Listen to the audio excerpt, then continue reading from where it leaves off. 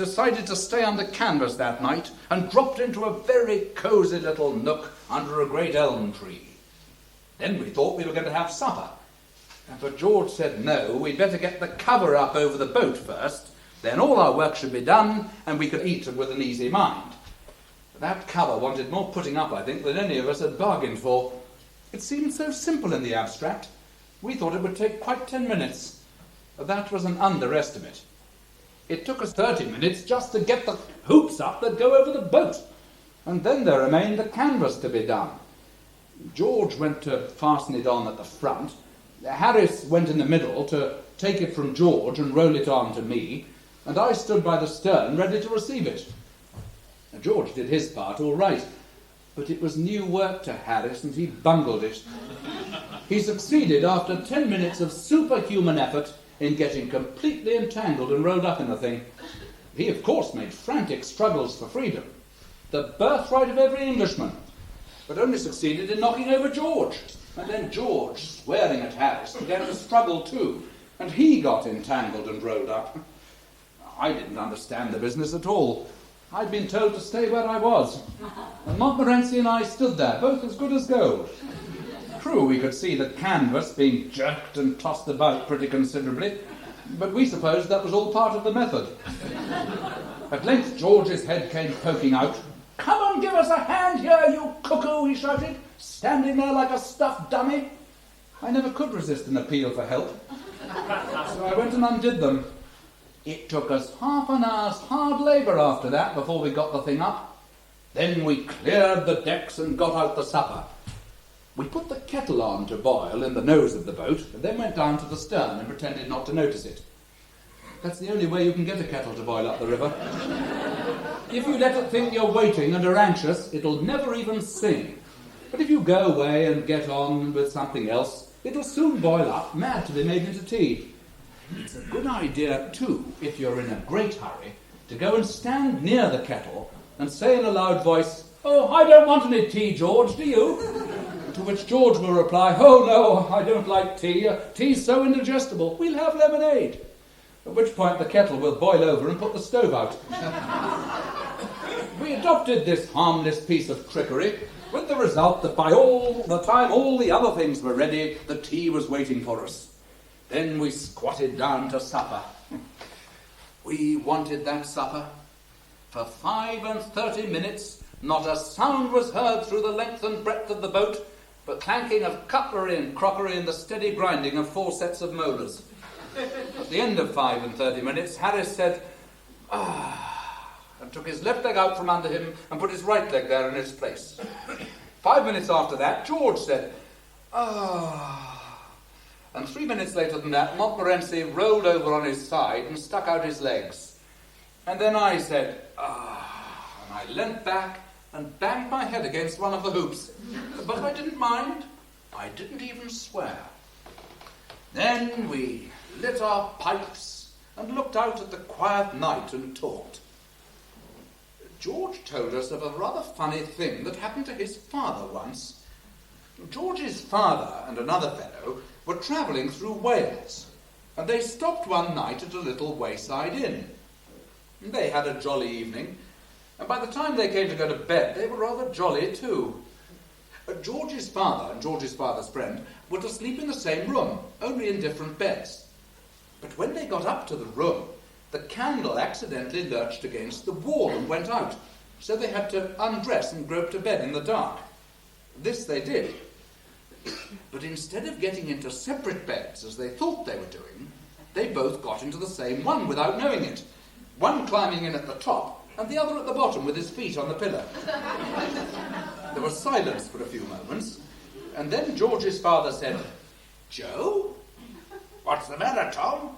said Joe's voice from the other end of the bed. "Well, there's a man in my bed. He has his feet on my pillow." "Well, it's a very curious thing, Tom," said Joe.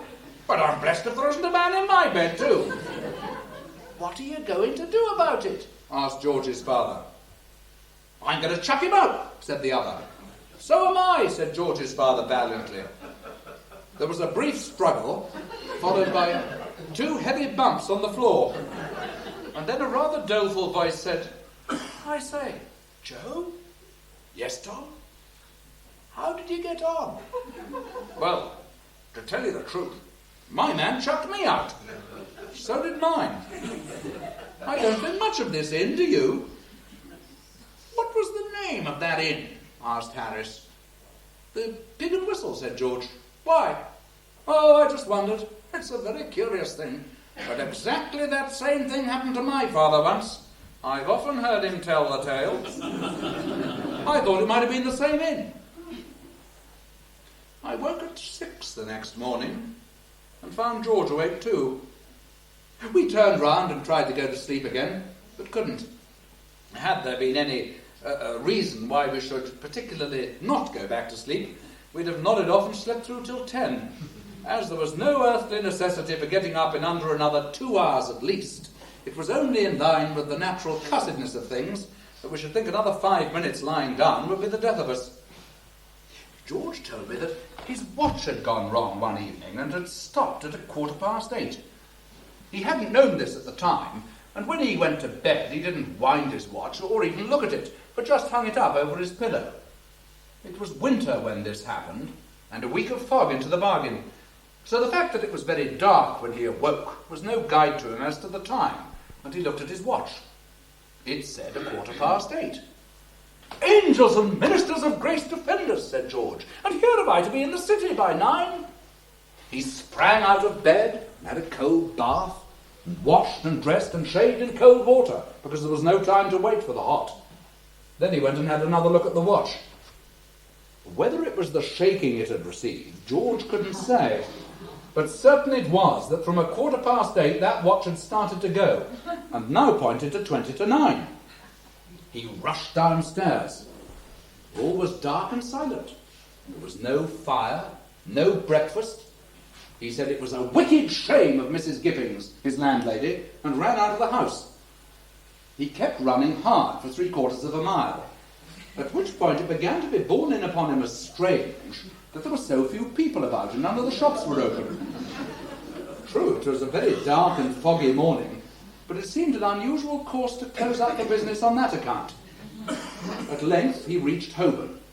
Not a shutter was down, not a bus was about. There were 3 people in sight, one of whom was a policeman. George looked at his watch. It said 5 to 9.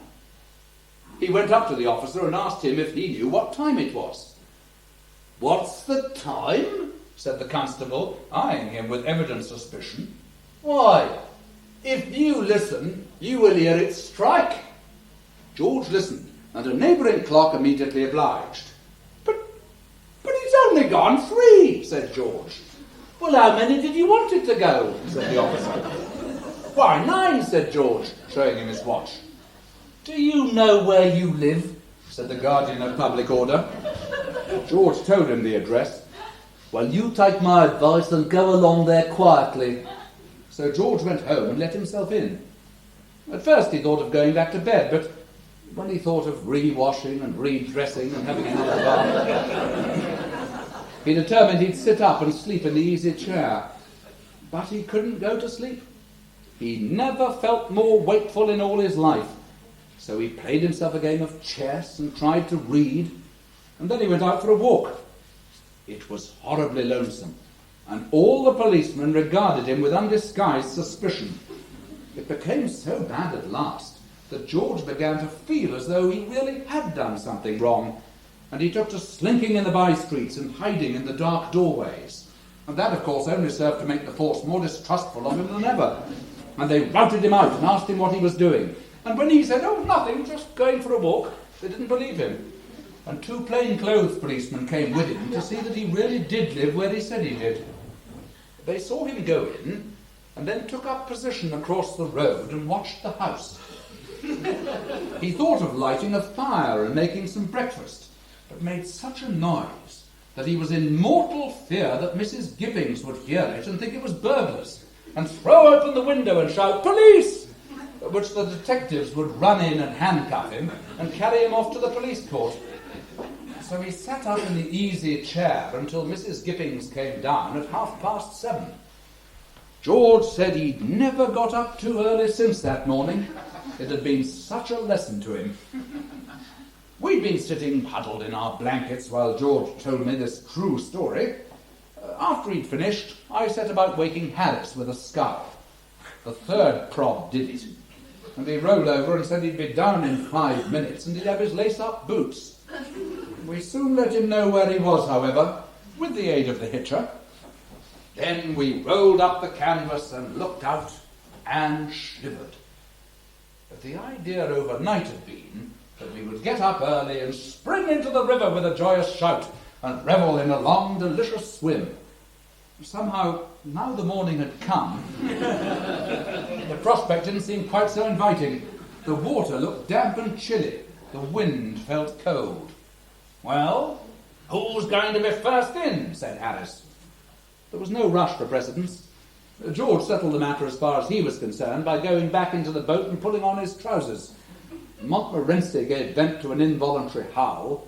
Harris said it would be so difficult to get back into the boat afterwards, and went and sorted out his socks. I didn't like altogether to give up the idea. I meant to compromise by going down and splashing cold water over myself. So I took a towel and wormed my way out along the branch of a tree that dipped down low into the water. It was bitterly cold. The wind cut like a knife. I thought I wouldn't throw water over myself after all. I'd just go back to the boat and get dressed. And I turned to do so. And as I turned, the silly branch gave way. And I and the towel went in with a tremendous splash. And I was out midstream with half a gallon of Thames water inside me before I knew what had happened. "By Jove! OJ's gone in!" I heard Harris say, as I came blowing to the surface. "I didn't think he'd have the pluck, did you?" "Is it all right?" sang out George. "Oh, lovely," I spluttered. "You are duffers not to come in. I wouldn't have missed this for worlds. Why don't you try it? It only wants a little determination." But I couldn't persuade them. Rather an amusing thing happened while dressing that morning. I was very cold when I got back into the boat, and in my hurry to get my shirt on, I accidentally jerked it into the water. It made me awfully wild, especially as George burst out laughing. I couldn't see anything to laugh at, and I told George so, but he only laughed the more. I never saw a man laugh so much. I quite lost my temper with him at last and told him what a drivelling idiot I thought he was, but he only laughed the louder.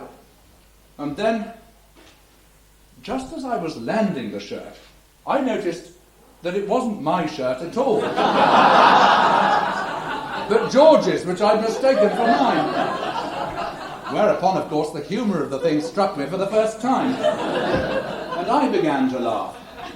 And the more I looked, from George's wet shirt to George roaring with laughter, the more amused I was. And I laughed so much that I had to let the shirt fall back into the water. "Aren't you going to get it out?" yelled George between his shrieks. I couldn't answer him at all at first, I was laughing so. But at length, between my peals, I managed to jerk out, "It isn't my shirt, it's yours." I've never seen a man's face change from lively to severe so suddenly in all my life. "What, you silly cuckoo," he said. "Why can't you be more careful? You're not fit to be in a boat, you're not. Here, give me the hitcher." I tried to get George to see the fun of the thing, but he couldn't. George is very dense at seeing a joke sometimes. Harris suggested that we should have scrambled eggs for breakfast. He said he'd cook them. It seemed, from his description, that he was very good at making scrambled eggs. He was quite famous for them. People who'd once eaten his scrambled eggs never wanted any food afterwards, but pined away and died when they couldn't get them. It made our mouths water to hear him talk about the things, so we passed him the frying pan.